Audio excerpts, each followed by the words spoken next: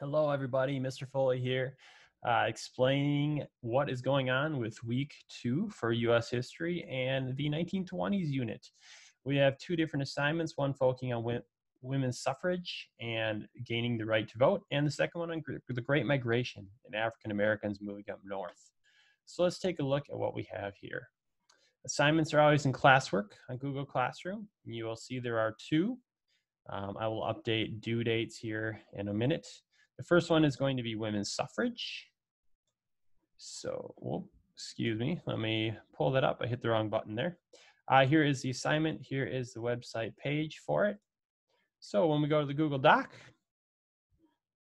it looks like this right here. Okay, so there's going to be two different sections we're looking at. The first part is going to look at what are some methods that women used to gain the right to vote. And you're going to have to give me three different methods and write two sentences explaining what they did and how it gained popularity for the movement. Now for this, we're going to go to U.S. history, 1920s, the 19th Amendment. And there's going to be a variety of information available here. So the first part here is going to be about methods used to gain the right to vote for women. And sorry, I'm downloading another video to YouTube, so it's taking a minute here to load.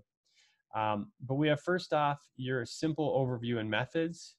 This here provides a basic overview of the 19th Amendment, but also shows some ways that people work to gain it. So that's good information. The timeline of the movement is really good for showing you some ways that women protested and demanded freedom. This video also does a great job with that as well. So these are short clips. You can play them here, or you can click into YouTube and play them there as well. Here are a few pictures that show you different things that women did, a little story about Lucy Burns here. And this article here talks specifically about more aggressive methods that some women used, which is kind of interesting too. So between the pictures, this article here, these videos, and this page, you should have a lot of information that you can use there to provide three examples of ways that women protested and worked to gain the right to vote. Part 2, in this section, outlined three different reasons some people did not feel women should have the right to vote. This is crazy, but yes, a lot of people felt women shouldn't have the right to vote. Oh my goodness. So we need to look at what are those reasons. All right. So when we go to the website, below the ways they protested are the reasons that some people feel they should not have the right to vote. So here's what we have. This website right here, Opposition to Suffrage, great website for finding some information there. I'll open that up and you'll find lots of information here on why people felt women shouldn't have the right to vote. Outside of that, I have some great stories and pictures and articles here that you can use to figure out why they didn't feel it was good. This one here, real interesting, talking about how voting rights discriminate against mothers. Who would have thought, right? Whereas if you look at other ones, this one here is showing what happens when women have the right to vote. Obviously, men are left at home and have to take care of the kids, and that causes problems. So you see lots of different reasons that people felt women shouldn't have the right to vote too, which is pretty interesting. And so for this, give me three reasons why, and then tell me what document your information came from and what evidence you have for that. So let's say that the first one, you're going to use this article. You could just say for the document voting is against mothers, and what is the evidence it provides that this is the reason they shouldn't have the right to vote. That's your first one. Let me know if you have any questions on that. Okay. Now, oops, I accidentally closed out my web page here. For our second one, we're going to go to the Great Migration right here. And let's go to our Great Migration assignment. Okay. So here's what we have. There's two sections. We're looking at push and pull factors.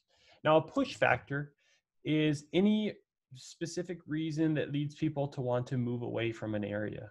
Push factors are usually bad things happening in an area, so people don't want to live there. For example, I'm Irish, and my ancestry, a push factor for them was a potato famine because there was a bad situation in Ireland. They were pushed out and wanted to move to another area. So the first one looks at 4 different push factors that are pretty big in the South for African Americans. And these are really bad things. I'll be honest about that. So I think there's 2 things you can look at here. The first one is this small clip from history.com. It's about 2 minutes. And then watch this video. This video is 14 minutes here, and it's my explanation of these push factors. And I think if you watch that, you'll have a good idea of why African Americans did not want to live in the South. So that's what you do for the first part.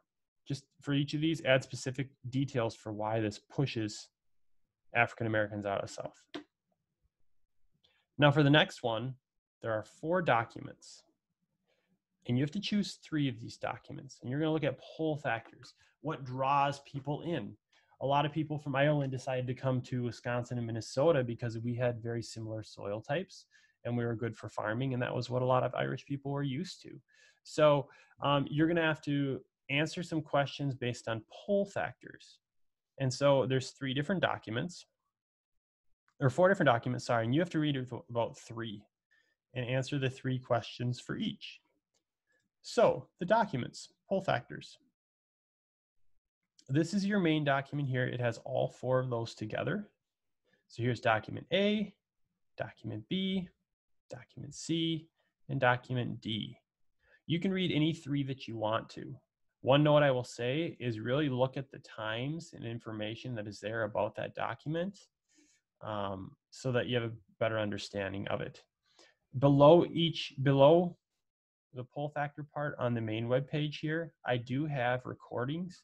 These recordings give you some tips on how to read each of these 4 documents, and it also reads the document for you if you would like that as well. So these are good. Usually you can click right here on it. If for whatever reason it doesn't start, if you click to open it in a new window, it will.